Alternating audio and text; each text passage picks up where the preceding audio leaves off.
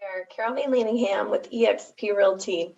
Tonight we wanted to go through our home buyers process and do a workshop just to teach you guys on different ways on the process, the different steps, and how to be able to purchase your home with the least amount of effort. So let me share my screen.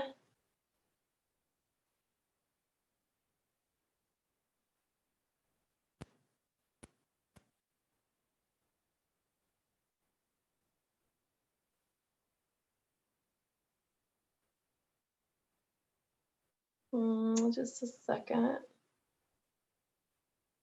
Okay, why is that not working? Slideshow. From beginning, here we go. Okay, so I am figuring this out. Let's do this. So I still want to actually see the screen.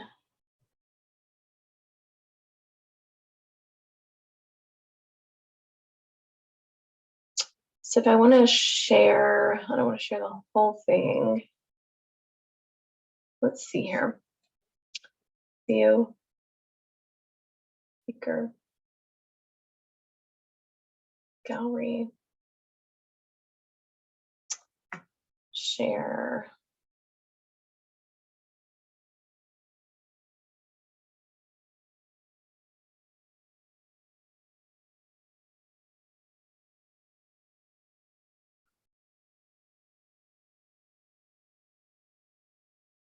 There we go.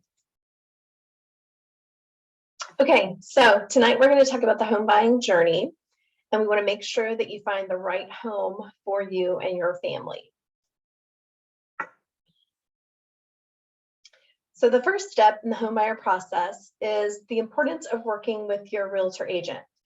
So the important thing about working with somebody who actually has experience in home buying and the whole process and can put you in touch with different vendors for inspections and any issues that come up is that you want to make sure that you're working with someone that you trust. Your real estate agent actually is going to be representing you throughout the whole process, and that person is going to be putting your needs above theirs. So you want to make sure that it is somebody that you like, that you get along with, you mesh with, and that you trust, because you're going to be walking through the whole process, which usually can take anywhere from, well, depending on how long it takes for you to find a house, anywhere from probably 3 to 6 months, maybe not quite that long during this market. So anyway, you want to make sure that you're working with a trusted advisor who can guide you through that process. Step 2 is how to pick the right house and make sure that you don't miss anything. One of most buyers' fears is that they're either going to pay too much for their house or that they're going to miss something. So what I do in my buyer process in step 2 is that we actually put everything together on a piece of paper. We kind of call it like a funnel. So if you know, like a funnel kind of goes like this. So put everything in the top. That would be anything from like for sale by owners, Zillow leads, Redfin, open houses, neighborhoods, and particular neighborhoods. You have like a neighbor down the street that's looking to sell and they want to, you're possibly interested in their home. So you want to put all of that stuff into the top of the funnel, and then all of the internet leads that you get to from all those other sources. So you want to put all that in the top of the funnel. So what you're going to do is, as you put everything in the top of the funnel, you're going to actually make sure you don't miss anything, which is why you put it there. But then as you come down through the funnel, you're not going to be looking at necessarily all of that stuff. You don't want to miss anything, so you put it all in there, but then not everything is actually going to meet your needs. So another part of the process that we actually do with our buyers is we sit down and we do a buyer questionnaire. So we have you fill out information that helps us find you the house and the items within the house, the features and benefits and those types of things that you're looking for in the house. So we want to make sure that we help you pick the right house and that you don't miss anything. And what we do is we'll also set up a search for you through the MLS so that anytime anything comes on the market that's new, that fits the criteria that we've set up, you actually will get a notification. And so we can, if you decide that we want to go look at it, then we can go look at it. I also like to tell my buyers that we don't necessarily need to go look at everything. If there's certain things that you want to go look at, like for instance, something comes on the market and you're not even sure if that neighborhood's a good fit, I'm probably going to tell you, you guys go drive around. If there's an open house, go into the open house. Let the person at the open house know that you're actually working with an agent. I'll give you some cards. You can actually hand the cards out to other people so that they're not trying to sell you or get you as their client. Just let them know that you're working with somebody, and go in and look at the house, look at the neighborhood, walk the streets, see if it's a good fit. And if it's a good fit, then that might be a neighborhood or a house that we might want to look a little bit more seriously at. So that's step 2. Step 3, most people in this market are getting a loan. Some people will be paying cash, but if you're paying cash, it's going to be a lot quicker of a process. But if you're getting a loan, your real estate agent will hook you up with a lender, and you will be able to go through the pre-qualification process. So they'll get some information from you, and they'll say this is about what you would qualify for as far as based on your income and your debt to income ratio and all those kinds of things. So your loan officer would be able to get you a pre-qualification letter, pre-approval letter. There is a difference between pre-approval and pre-qualification. Pre-qualification just means that they've actually looked at your items, and pre-approval means that they've actually gone all the way through to like underwriter, so that they know that they can get you financed. They've looked at everything, and they're sure that they can get you financed all the way through to the underwriter process. The underwriter is the last person in the process that actually looks at everything once the package is together and decides, yes, we'll lend you X amount of money for that house. So again, pre-approval and pre-qualification are 2 different things. Most people get a pre-qualification letter and not a pre-approval letter, because a lot of lenders don't go to that extra step. However, the lenders that I work with do. So when you actually get that letter and you're putting an offer in on a house, that's even better, because the seller and the seller's agent know that you've actually done all of your due diligence and that you are fully pre-qualified. So step 4, submitting an offer that gets accepted in this market. So as most of you know, we have come out of a crazy seller's market. Buyers have been frustrated for, I would say, over a year now, but for the last 3 or 4 months, things have slowed down a little bit. We're not having as many offers being put on houses at once. People are not bidding like over $30,000, $50,000, $100,000 above list price. So things have just started to cool off. And a lot of people are like, oh, this is a down market. Actually, it's not a down market. This market that we're currently in is actually a normal market. The last few years, what we've seen with extremely low interest rates and little supply and crazy amounts of people demand, people on the market looking, has not been a normal market at all. We're actually coming out of that crazy market and coming more into a normal market. I'm going to have my lender talk a little bit more about the interest rates here in a few minutes. But interest rates have gone up a little bit. Like I said, the last few years we've experienced all-time lows of interest rates. So a lot of people are kind of shying away now with the increase in interest rates. But you know, one of the things that my lender says a lot is marry the house, date the rate. So go ahead and get in the house that you want. And if you get in that house, he's got a program where he actually can do a no-cost refinance within a year as interest rates start to drop. So there's some creative things that we can do to help you get into the house as well. So submitting the offer that gets accepted, again, offers today versus 4 or 5 months ago, they're not having to be as crazy. You're not having to overbid so much. You're not having to leave things out like the inspection and the appraisal contingency and those types of things. So again, it's important to work with somebody that you know and trust so that you can write an offer and they know what's going on in your current market and that offer can get accepted. So how do you know what the home is really worth before you make an offer? That is a great question that I'd like to put buyers at ease about. One of the things that I do for my buyers is I actually go in and I do a home analysis for the house. I look at what other properties have sold, what other properties are on the market around there, and we do an analysis. It's kind of like a comparative market analysis on the house. And I come up with a range and I let you know kind of what that range is. This is about what this house is worth so that you can decide if you want to, bid exactly what the list price is, if you want to go over or if you want to go under. So that's all your choice. I just like to give you the information so that you can make the best choice. Another question in step 4 that some people get concerned about is how to sell your current home and buy at the same time. So one of the things that we like to do with people that are selling and then they're wanting to buy is that we go ahead and we put your house on the market. And then if we have a buyer that comes in and they're ready to buy within 30 days and you still don't necessarily know where you're going to go and you haven't found the right house yet, you can do what's called a post-occupancy agreement.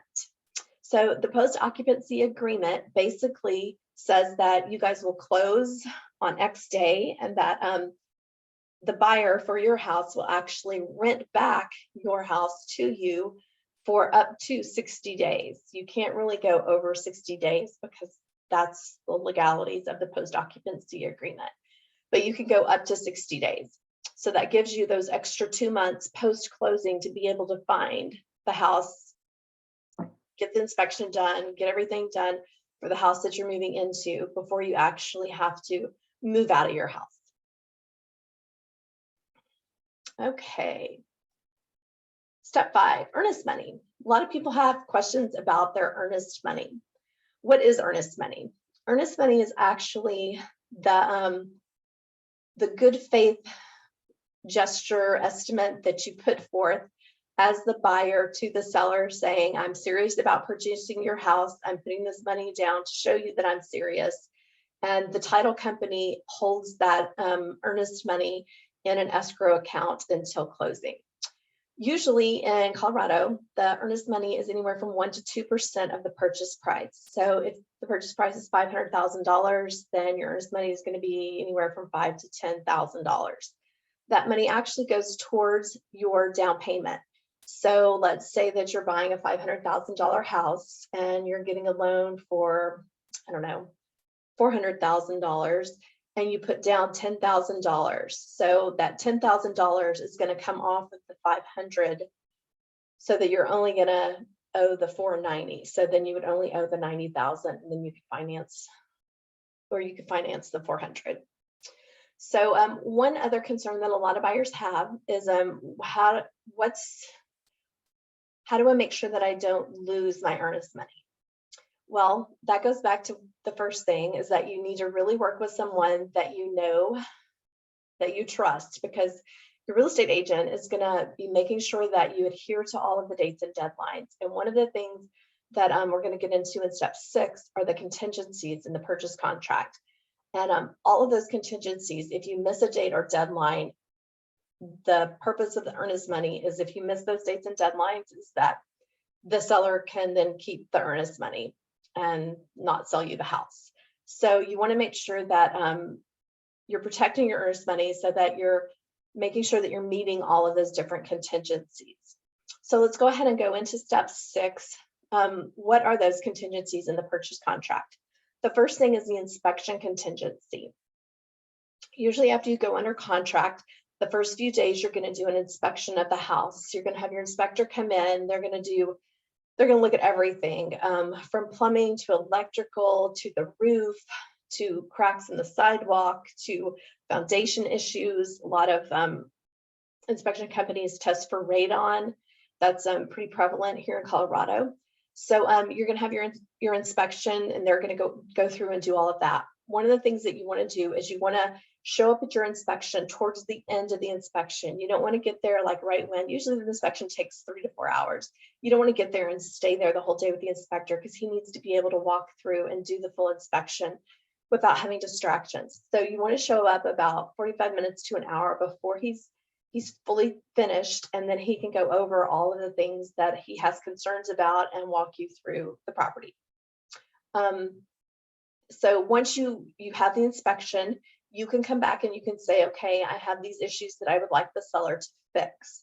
So that's part of the whole inspection contingency, is that you would then have your inspection objection. You would say, I object to these items. These are what I want done prior to closing. And then the seller would come back and say, I agree to do that, or I don't. And then you would come to a resolution. So the inspection resolution would then be in place, and those things would need to be fixed before closing. The next item is the HOA documency contingency. I'd say most, maybe not most, but a lot of neighborhoods these days have HOAs, homeowners associations associated with them.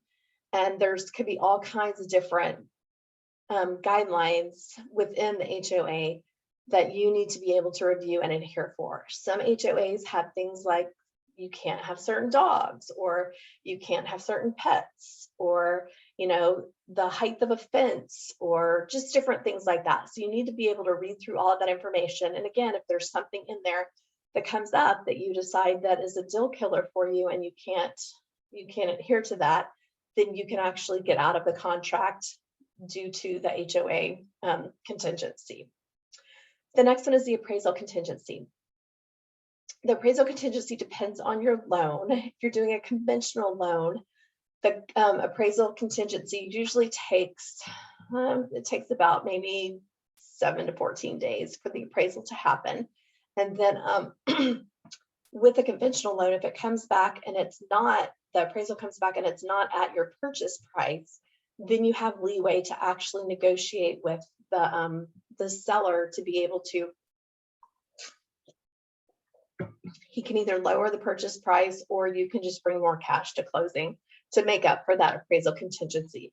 Because whatever the appraisal comes back as, the conventional loan, they're only going to lend you the amount of money based on the appraisal. So if your purchase price is $10,000 or $15,000 above what the appraisal is, then you're going to have to do some negotiation or either bring that extra cash to closing. However, if you have a VA or an FHA loan, those loans are very different. Those loans are backed by the government, and VA loan is guaranteed by the government. So those actually, if they come back, wherever they come back, as far as the appraisal, the seller actually is going to have to accept that amount. So if it's less than what the purchase price is, then they're not going to loan. The VA and the FHA is not going to loan, or is not going to lend on more than what the appraisal is. Just that's another little tidbit of information, is that some sellers won't even accept VA or FHA loans because of some of those things. So just know that going in, if you are getting a VA or a FHA loan, then there could be some sellers that aren't willing to accept those types of loans. And the next thing is property insurance contingency. As you're getting ready to close on the property, you need to find out what kind of property insurance, how much it is. And there's a date and deadline in your contract as well that says if you don't agree with the property insurance quote or whatever it is within that you can again get out of the contract. One thing about the property insurance contingency is that some homes that have had like water damage, like I know in Longmont, Boulder County, we had the flood in 2013, and a lot of homes were flooded. So based on that, there are some property insurance companies that will not provide insurance because those are in flood zones. So that could be an item that could cause you to not be able to move forward if you can't find an insurance company that will actually give you insurance for the house that you're wanting to buy. Title contingency is another one. And the title contingency basically is just going back. The title company will go back all the way until when the house was originally built, all the different owners, any kind of mineral rights or anything like that has come with the property. They will go back and they will just show you all of those items. So basically, when you get the preliminary title report, you're going to read through that. And you're basically going to say that it's basically telling you this is what you're buying or not buying. It's telling you everything specific about that property. So again, that's another contingency that you can say, you know, I because of the minerals or whatever it is, the oil, they're, you know, fracking, those kinds of things, I'm not going to be able to buy the property. So you can get out of the contract for that as well. And then the last one is loan contingency. So all the way up until about the week before you close, your lender is going to be giving you all the information. He's going to give you all the numbers. He's going to tell you the interest rate, how much your monthly is going to be, and all those kinds of things. You have all the way up until that point where that loan contingency deadline is, like I said, about a week or so outside of closing, to where you can actually say, the interest rate's too high, I can't make the payment, whatever it is, you could get out of it because of the loan contingency. Okay, that wraps up step 6. Step 7 is the final walkthrough. So usually you do that the day before or the day of closing. And the main reason that you want to do the final walkthrough is just to make sure that the property is in the same condition as it was when you actually saw the property. And you just want to make sure that everything is, like, all the inclusions, like if they're supposed to leave the refrigerator there in the kitchen, that it's right refrigerator and those types of things. So you want to do that final walkthrough the day of closing or the day before, just to make sure everything is as it should be for closing. And then the last step is step 8, and that's the day of closing. And you want to make sure that you bring certain things to your closing with you. The first thing is your ID or your driver's license. You need to bring that. All the parties that are signing would need to bring that. And the other thing is, most people do wiring these days. So if you're going to wire the funds, then you probably don't need to bring a cashier's check or any kind of funds or check to be able to pay at closing, because you're going to probably have already set up the wire. Oh my goodness, excuse me. There has been some fraudulent, how do I want to say this? Wiring things that have happened in the last few years, whereas people have actually called or sent you an email, they've somehow gotten your email and they've sent you something and said, you know, the day or two before closing, oh, our wiring instructions have changed, you actually need to wire it to this or to that. So here's what I always recommend to all my buyers is that you call on the phone and you verify with your title person, the closer, that you know exactly where you're supposed to be sending the wiring, and that they're not going to call you and tell you that anything has changed. If you have any questions, you need to pick up the phone and call them. Don't email, don't text, you call them so that you make sure that you're getting that information, because there have been people who have lost hundreds of thousands of dollars because of some of the wire fraud. Okay, and then you get to go to closing and sign a bunch of papers and get the keys to your house and move in. So now we're going to spend some time and have our lender go through some of this information on interest rates and just different things that you need to know as far as getting a loan for this big purchase that you're getting ready to do. But I wanted to give you this information as well. So if you want to get the latest home buying or home selling tips, you can follow me at any of these different places: Facebook, Instagram, LinkedIn, YouTube. Or if you wanted to get on my calendar and have a conversation, I have a Calendly link there as well. So, all right, after Kevin finishes, we will have some time for questions. And yeah, thanks for coming.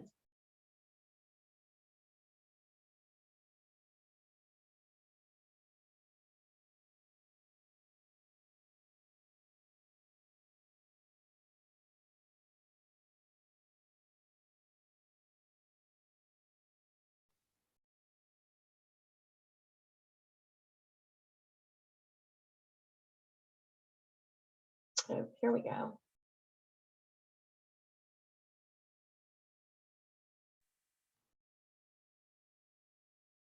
How do I make that bigger?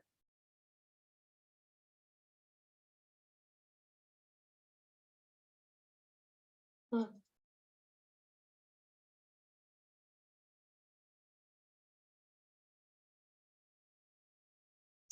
Yeah, I'm not sure how to do that.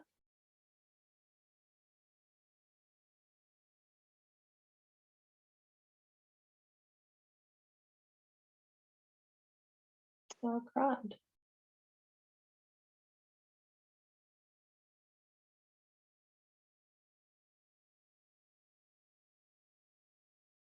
Oh, that's weird.